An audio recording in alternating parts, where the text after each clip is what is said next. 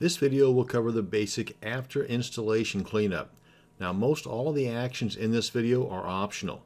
I do, however, feel that they are important enough to at least let you know of them so you can then decide if you want to spend the extra few minutes to do them or not. The first thing that I do is to log into my cPanel control panel and then go over to the File Manager and access the root directory of my WordPress installation. So if you had installed WordPress on, say, a subdirectory like blog or members, then you would want to navigate to where you see these files here. But in my demonstration, it's in the root directory. So first thing is, depending upon the installation method you used, if you still have the wp-config-sample.php file, go ahead and select that. And there's a couple other ones in here too. Hold the control key down on your keyboard if you're on a PC and select the readme.html and the license.txt. These are just files you don't need. And then click on delete, confirm that, and then under wp-admin, open that up by double clicking. And there's a couple of installation files in here you don't need because, well, it's already installed. And that's install-helper.php and install.php.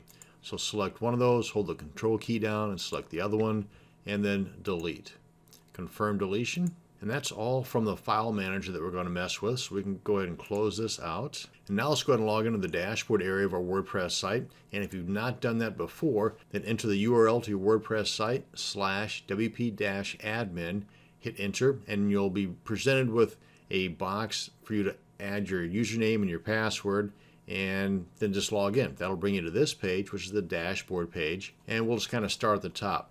Now, the first item I'm going to suggest getting rid of is the sample post and the sample comment that's attached to that post. But if you want to keep this placeholder to kind of give you a visual guide as to how they look, for example, this is that first post right here, and if you want to keep that, then by all means do so. I'm going to go ahead and trash it, and it's still available in the trash heap. In case you want to bring that back, you can do so. But by trashing that, we also trash the comment that was assigned to that. Next up is pages.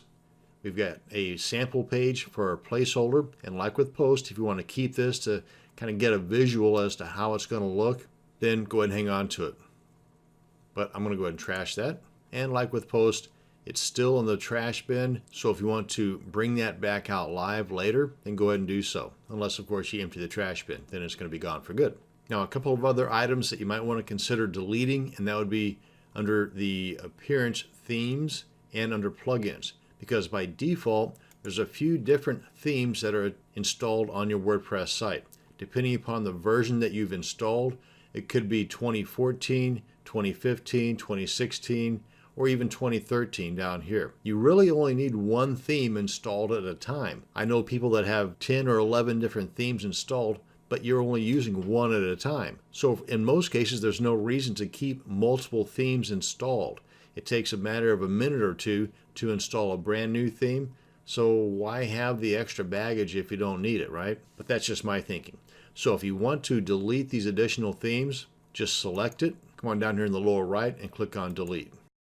Select it, come on down to the lower right, click on delete, confirm deletion, and select it, come on down to the right and click on delete, and then confirm that by clicking on OK, and now we've got just the one theme. Likewise with plugins, if we go to plugins, click on that, and these are the two plugins that come installed by default. I usually just go ahead and delete the Hello Dolly plugin, and you can do that by just clicking on the delete link here. I usually keep and activate the Akismet plugin unless I have a different plugin that will do pretty much the same thing. Then I'll delete both of these. So you can either delete them individually by using the links, or you can select multiple plugins and use the bulk action option up here. But I'm just going to go ahead and select the Hello Dolly, delete that, and then confirm the deletion, and that's it.